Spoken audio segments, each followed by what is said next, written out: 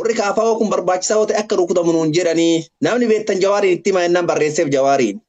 Wallahi hedduu takka nu dhagame amma Jawhar biyyaa bahe jechuun gaafa dheengadda sammuu biyyaatu rukutame Jawaariin biyyaa ba'uu isaa baatii tokko dura dhagayan jechuudha. Kun ta'uu baannaan hundi garaagaraa ayyaana jeeber dubbiin sana amma sharafatti hiikamuu qabdi jechuudha. Namni Oromoodhaa amma bara karaa garaa ayyaane maanta Jawaaris Jarmanii baqatee Baqqalaa Garbaasee Ameerikatteef.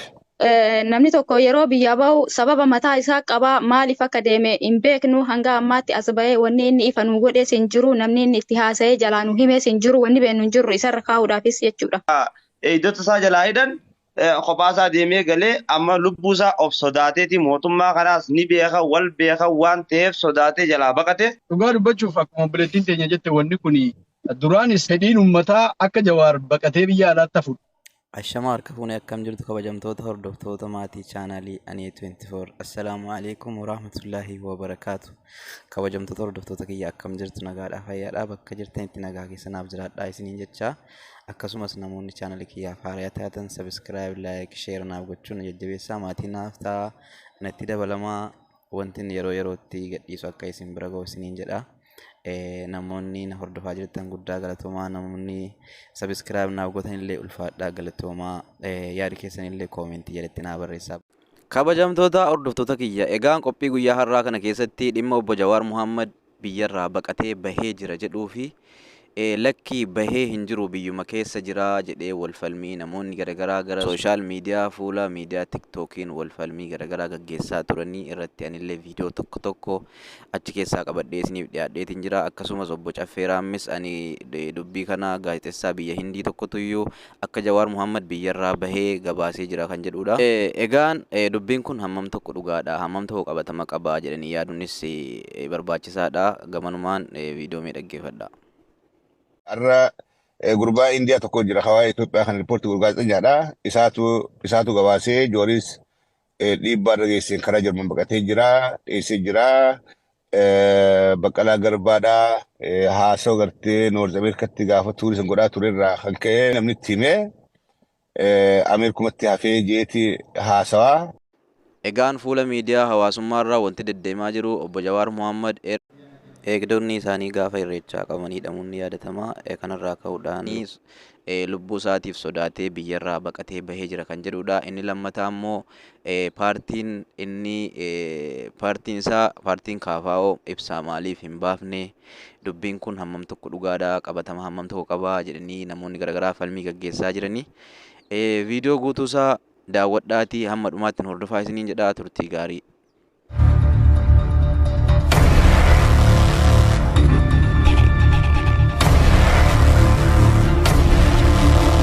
Qabsoo Oromoodhaa hawaasa keenya kana diyaasporaa tokkoomsee wali qabee ijoolleen biyyalleen ta duraan gartee dubbii karaa wallaaltee teessuun dubbiin qeeroon tun lafaa kaatee dib jettee ijoolleen dhageessee gamaa gamanaan qabnee ati akka kuchiiftu Tigree kuchiifne jechuudha. Taa'amma boodaa'oo Jawaar siyaasarraa xurataa bahuu isaati. Egaa kalee biyyarraan deemuu biyyattii wareegamaa awwaalli fi Oromiyaadha je'ee qeerroo miliyoona meeqaaf beellama seenee arra hoo maaliif baqate olii jettu gaafii nama hunda keessa buluu qabdu jechuudha. Lammata jaarmayni KFO'dha gaafa waardiyaa Jawaar maddii qaqqabanii Jawaar xiqqeessanii Jawaar kophaa fiigee mana galu jaarma isaati hoggana jaarma kanaati jaarma inni itti hogganaa yoo diigamillee gartee humna hin qabaanne akkamitti waraqaa ibsaa xiqqoo takkallee baasee Jawaar kana difeendi godhuu dadhaban falmuuf maa dadhaban. Kanaas akka gaafitti mataa keessa bulfadha. Qabsoon Oromoodhaa tatti aantu duraan kan lamaan deemaa turte qabsoo Oromoodhaa. Asirralleedha namni nuti qabsoo karaa nagaa deeggarra lakkii qabsoo hidhannoodhaa mormiin Oromoo iddoo turte amata 3-4 dabran kana mormiin jirtu kana. Isin warra karaa nagaa deeggaruu maali warra karaa nagaa guujennu Jawaarii fi KFO waliin baanne jechuudha. Warra afaan qawweedhaa jugguu jenne marroodhaa fi jammaata isaati. Anamma silaa warra marroodhaa fi jammaata isaa deeggaruu yaadan. Miseensaa miti. deeggara illee miti garuu yaadaan silaa warra qawweedhaa fi maal jedheen deeggar. Maaliif abdii muradhe qabsoo karaa nagaa eega kas Jawaar xiqqaate boodaan abdii irraa muradhe dhugaa dubbachuudhaaf. Qabsoo karaa nagaa maasii injifannoo illee fiddu injifannoo fidde kana eeggachuu hin dandeessu. Injifannoo fidde kana eeggachuu hin dandeessu yoo qawween qabaan. Wanni 2018 nu mudate waan kana ifaa ifatti. Wanni 2018 nu mudate ifaa ifatti waan kana. Injifannoo fidneeti waan qawween qabneef waan tiiffannuun waan eeggannuun dhabnee nu harkaa fuudhan. Waruma silaa qabsoo godhee Oromoo kaasee ooppidoollee bilisoomse Jawaarfaa zabbaxaadhaa mana hidhaa geessan. Xiqqeessanii mana hidhaa geessan. Hoggana saba guddaa kanaa hoggana uummata miliyoona 60 hoggana qeeroon tun qeeroo tana baasee baadhiyaa kaabaa kibbaa iddoo walaa baasee Tigraay galchee oppidoon hudduu keessa dhiitaadhaa nafxanyaan mana hidhaadhaa geessan. Sun qaanii saba kanaatti ture. Salphina maasee hayyoota Oromoodhaatti ture.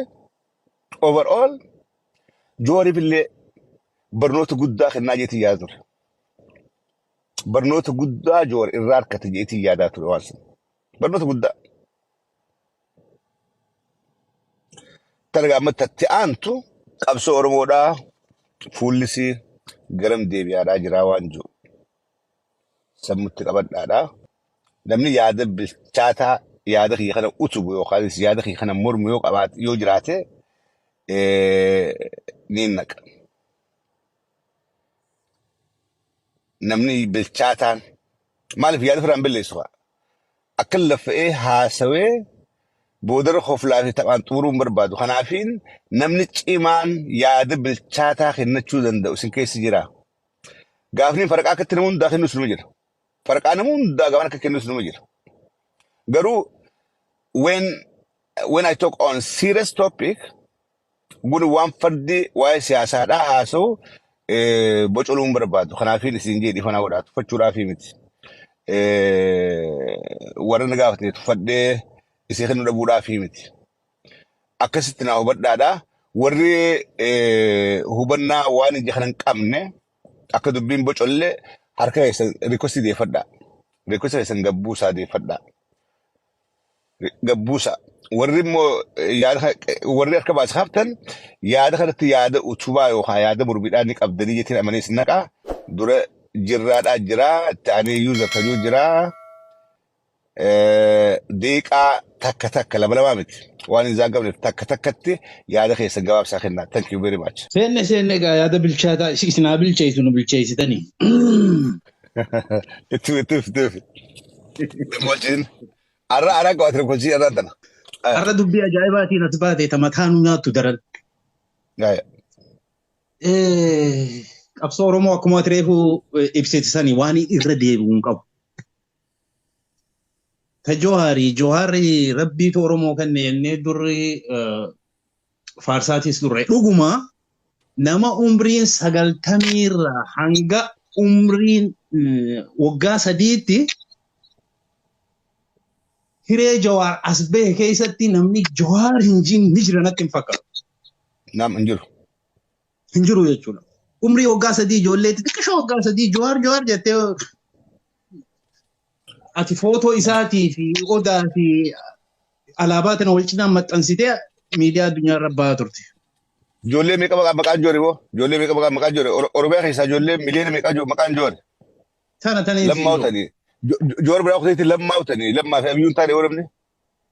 Saba jooreen. Ati amma bikkitti dogoggorte Jawaar siyaasaa warra weestii kana beekaati. Tabiyyaan beeku asitti sobamee jetta. No. Waan kun natti hin fakkaatu. Jawaar filima tokko laaltee filima leenca dulloomee ka horii keessa seenee leenca dullacha bikkuma ciisee horii deemuu dhorke. Hogguu horiin guddu duubaan dura deeme ittichi siqa. Deemuus dhorke nyaachuus dadhabe leenci dullachaa beeka. Hin ciisa. Akkasii onneen Jawaar kan duutu natti hin fakkaatu. Waama fedheetu haa ta'u. Lammata deebi'eetiin maasii harka kennaa natti hin mul'attu. haa ta'uuti wanni nama sobaan jirti addunyaa kanarratti dhiira wanni sobaa tokko maallaqa yookaan dugumaa fi maallaqaan nama soba. Harka kennu goite eessitti kenna. Jechuun amma yaasoma keetirraa malee ani lakkii bikkaatti harka kenne guban qabu. Amma barbiin jiru amma jarman jiraan. Miidiyaa namaa gabaasee haasawaa guutuun dhageeffanne siyaa amma dura miidiyaa Oromoo tokko gabaasee sababni itti kara jarman baqatillee kaartii ibsee san hin dubbannanii har'a gurbaa Indiyaa tokko jira hawaa Itoophiyaa kan riippoortii gurgaasaa isaatu gabaasee jooris dhiibbaa dhageesseen karaa jarman baqatee jira dhiyeessee jira.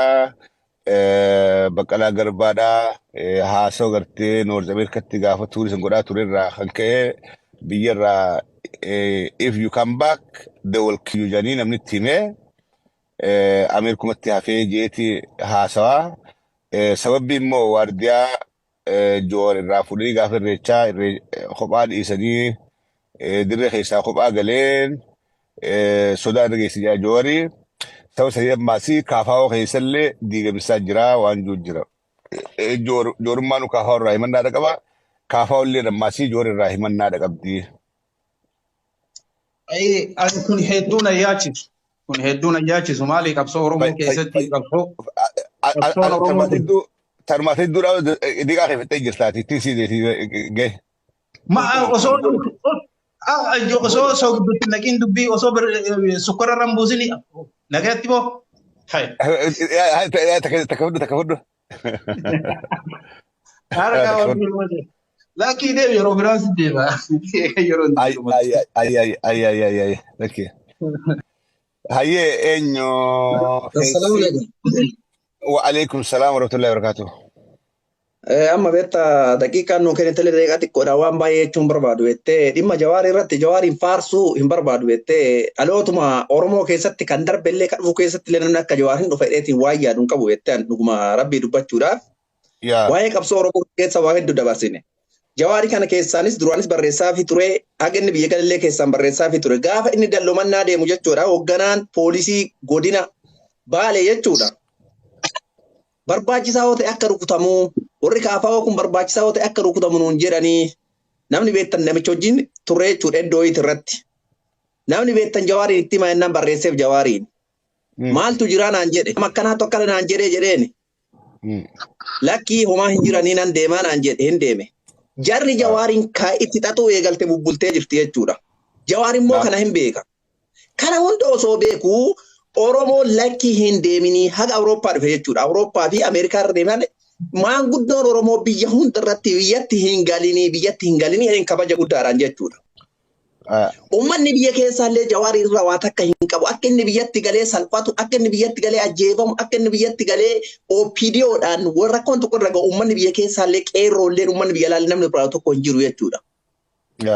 Jawaar Muhammad Oromoon kun hundi akka inni gara biyyaa hin deebine fedhii qabuyyuu ani uummata Oromoo wajjiniin du'a.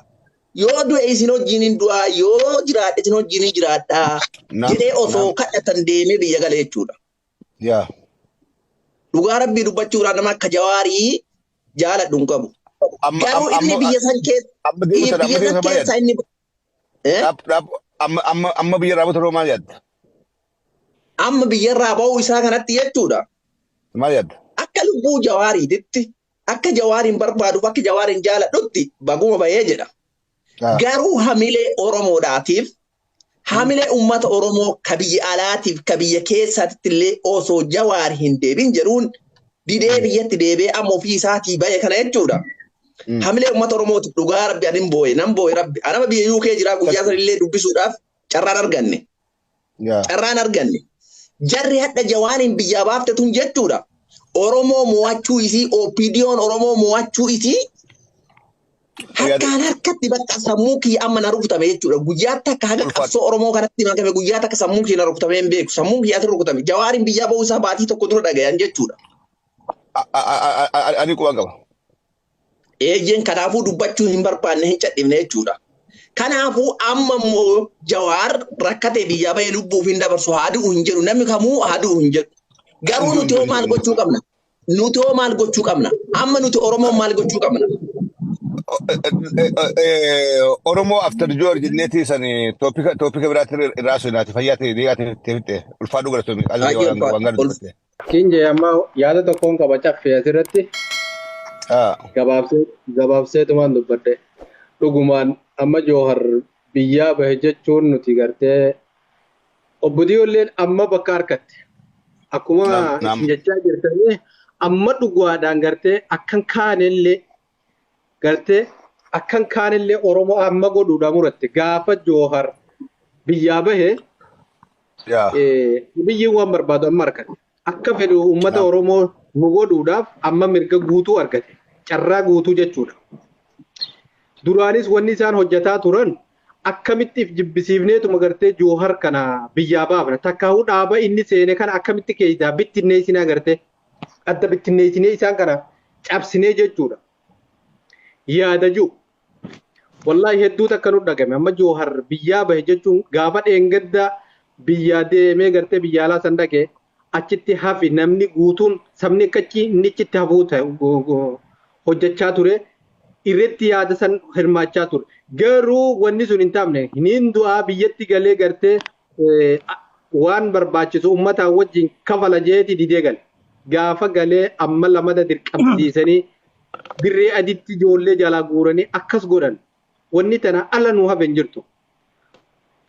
Si galee akka wantatti miidhaan siree du'amuun tan maaliitu tana hunda fide harka duwwaatu tana fide hunda fide harka duwwaa Oromoon jiraachuutu qawwee dhabuu keenyaatu tana nu fide. Yoo qawween qabaanne yoomuu namaas hin taatu. Akkuma abbaan keenya jaarraan je yoo qawween qabaanne jarri kun yoomiyyuu namarraas hin jijjiiramtu namni namatti siisaabu inuma hin jiru. Fayyaate. Salphinni keenya kana rabbi salphina kana jala nu haa baasu jenna innillee gartee dirqamee baafate waan dhufaa gaa walumaan eeyna kan waan si carraa nuudhaaf galatoome caffee keenya nuuf jiraatu. Fayyaate ulfaadhu. Jaalleziqee from Minneapolis magaalaa kurraa. Yoo. Akkam jirtan? Mirgaan ati anumaa si beekaa hallatu gaa'ee namni gariin as keessatti hin beekuuti qabsaa wata tuqate wallaahi hedduu rabbi siraa jaalatu.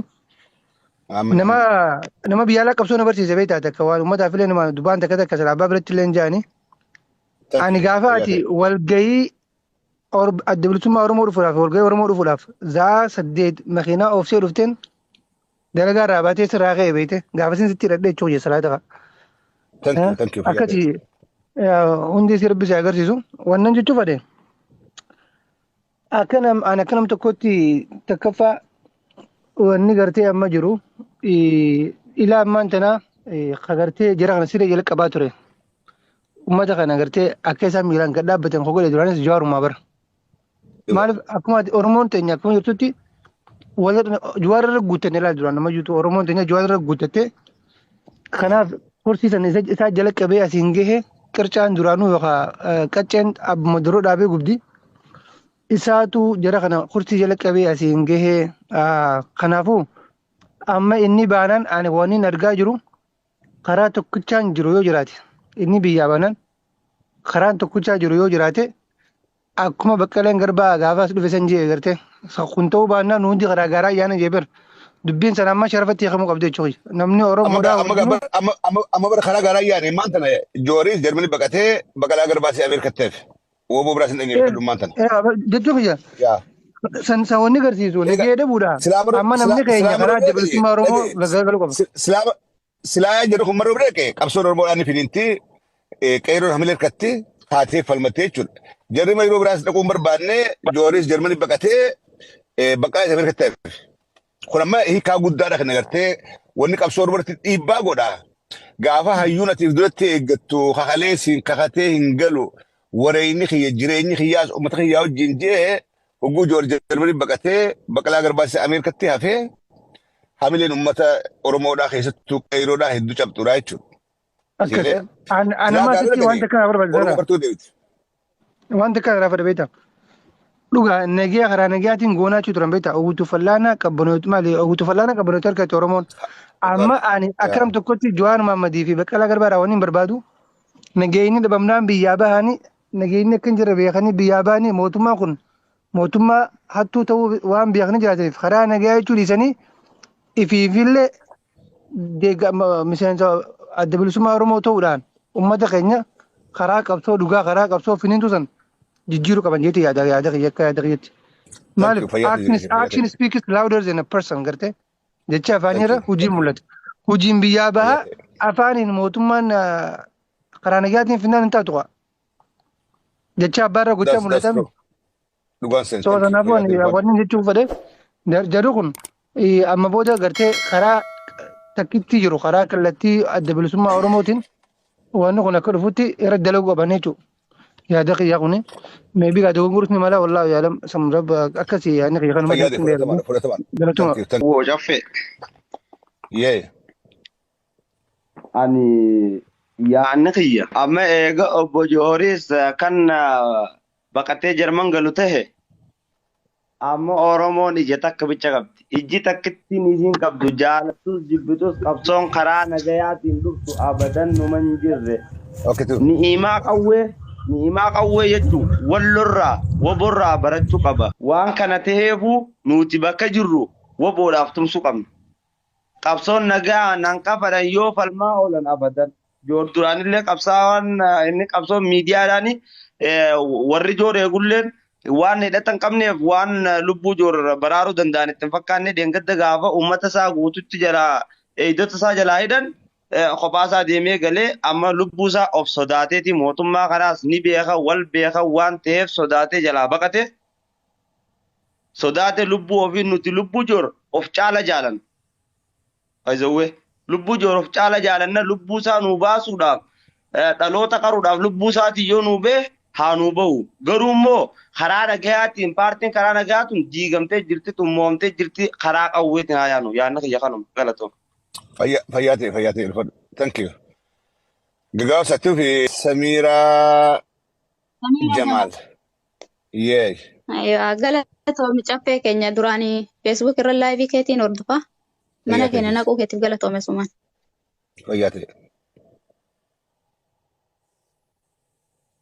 Ittuuf. Yaadni kiyya jechuu barbaadu akkuma jedhame ta'ee xiqqashoo waan fedhuu ta'eef jawaar keenya biyyaa baqachuu isaatis amma irratti baruu dhufne malee dura hin beekne addanuun baane namni tokko yeroo biyyaa bahu sababa mataa isaa qabaa maaliif akka deeme hin beeknu hanga ammaatti as bahee wanni inni ifa nuu godhees hin jiru namni inni itti haasa'ee jalaa nu himees hin jiru wanni beeknu hin jiru isarra kaa'uudhaafis jechuudha baqachuu fi dhimma biraa qabaachuu.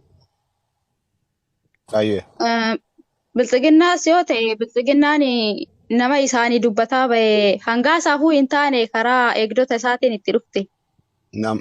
Wanta. Jawaaris gaafa biyyaa deemee Ameerikaattis ta'e Jarman keessa deemee uummata walii qabee yeroo gorsaa ture karaa nagayaatiin qawwee siikadhaa lafan kaayinaati garuu karaa nagayaatiin dhukaasni haa hafuu je'eetiin uummata gorsaatiin ture karaa inni je'e sun biyya galee jechi sun biyya irratti hin hojjenne. Uummanni walii galee as bahee waan achi dubbate san galee uummataaf as hin baasne deebii jararraa argate jechuudha. Akkuma galeen cadhise innillee. Uummanni keenyallee haasaa inni biyya Ameerikaatti godhee fi Jarmanitti taasisaa bahee san duukaa bu'uun kan deeggarees jira kan hin deeggarrees jira kan kutannoon oboo faana hafna jedheetiin hin hafees jira kan gaafsanirra haasaa karaa nagaa dhaga'ee karaa nagaattu caalaa obootu caale jedhee wal diigee wal lolee hanga ilaa gandaatti galuutti ga'eetu jira jechuudha hanga ilaa ammaatittiyyuu gandarraa dubbachuu jiran. Kan hubannoo hin qabne kan duraan jawaar jechaa qofa beekanii jawaar hin jaalatanii jaalaluma jawaar qaban qofaaf kan adda bayanii woboo deeggarsa duraan deeggaran jaalala qabanii fi kan gargaaranillee irraa hambifatanii har'a maqaan taane iyyuu kennaniif. Asitti ni hubatan jedheeti yaadaa Oromoon akka duruu ganamte har'aa miti ka ganamte. Gabaabumatti kaniin jechuu barbaadu namni dhimma mataa isaa qabaachuu mala maaliif akka deemillee irrumatti eennee dhageeffachuun caqasuun waa hundaafuu obsa qabaachuu qabna beekuu qabna of duratti yaani waan dhufu hin beeknu waan ta'eef ammaan woboo keenya akkuma duraan faana jirrutti dhaamsa kooti kun akkuma duraan jaalannetti akkuma duraan faana jirrutti faana haa jiraannu haa gargaarru yaadaanis haa deeggarru qaamaanis haa deeggarru asumaan immoo tuyyuu qeeqa gandaas asumarraa haadhaaf nu barumsa haa argannu jechuu barbaadeeti karaa nagaa jedhu duruu hin taaneeti. Ayyee galatoom. Thank you, thank you, Samira. السلام عليكم ورحمة الله وبركاته. أفكينا وعليكم قالتني السلام. نقل شتيف والله دوار بچو وان غاري نقطة نقطة أرادي متريد أبدين يادك يبادا أيه. دوار بچو فك مبلتين تنيا جت وني كوني duraanis gaafa makkaa dhufu fedhiin ummataa akka jawaar baqatee biyya alaa tafu fedhiin ummataa. Yeah. Hooggantoonni keenya ummataan hin ajajamtu irra caaltuun dhugaa dubbachuuf nutu isinii beekaa malee wanna kana keessaa bahuu danda'u qabu. Baqqaleen illee jawaarillee naannaanii wanni jarri ummata keenya hubatan yoo jiraate akka ummanni qabsoo waraanaatti amanu. Qabsoon karaa nagaa afaaniin jedhamu sun bilchiginnaan illee afaaniin qabsoo karaa nagaa jetti bar afaaniin gochaan dabde malee bilchiginnaan xinnaatu akkuma ati jetteeyyuu meeshaa qabdi. Kaafaa'oon immoo an haqa dubbaddoonaan jettee kaafaa'oon yoo kabosonaa sana wal taatee dhugaa sana fidanii nutti himin akkamitti karaa nagaan Itoophiyaan karaa waraanaatiin ijaaramte kana jijjiiruu danda'an sun anaaf ifa miti. Akkuma sanatti taa'u. Jawaar amma baqatee dhugaa dubbachuuf siyaasa namni beeku ammas jawaariin fudhachuun simachuun durumaanuu jawaar gaafa filannoof deemu bakka isaan maluun seenne akka kiyyatti namni kee eegaa ture karuma adda bilisummaa Oromoo kana maqumaanuu jechuudha namni ka jaallatu adda bilisummaa Oromoo ka jedhu kana malee kaafaa'oo kana duukaa akkuma jette tokkuma qofatu achi jira jaarsi waa nu eegaa ataa'u achi. Isa achumatti eeggannee zigalee maaliif kaafte barat dhaloonni kun walii wajjin deemuuf haaraya warri bosona jiran. Dhugaan jirtu kana. Kanaa jennaani jawaar amma Oromoon mataa barbaaddi. Jawaar dhugaatti yoo dhuguma baqatanii jiraatan yoo dhuguma biyyatti hin deebine akkuma namni fedhu sana ta'uufii danda'uu qaba. Dhugaadha ummanni kiyya dhugaa baane jedhee jechuun akkuma jette kaanya'uun kana ummanni akka marroo bira galuuf ati marroo bira gala. Marroo bira yoo hin galle akkuma jette xorotaallee nuuf ba'u malee nu dantaa irraa hin qabnu dhiifama nu godhi. Tanki fayyaa ta'e ilfaa dhugala samee. An kana yaadni kiyya dhugaa dubbachuuf. Tanki faa keenya garagaratoon. Garuu immoo ituu carraa nu kennee waliin nu qabe akka durii namni ni hiriira jedhee abdii qaba isa jala. Nama mataa waliin nu qabu. Silaa hedduu galee fayyaa ta'e. Naa galatu. All right, yeah. Dubbii tana mee if keessa bulchaadha. Siyaasaan jajjamuu barbaaddu. If keessa bulchaadha. Aarii malee dubbiin akkamii affeen maal ja'a dubbiin Oromoo garan deemti waan jiru if keessa bulchaadha itti yaada. Waa hunda itti yaadnee haa goonu hubannaadhaani. Dhugaa dubbachuudhaaf Oromoodhaaf gammachuudhaa miti. Oromoodhaaf gammachuudhaa miti. Ijoollee busaatiin bahuun bareedaadha. Garuu hedduu rakkisaadha. Meetti yaada. Itoophiyaa kana galgala irraa deebinaa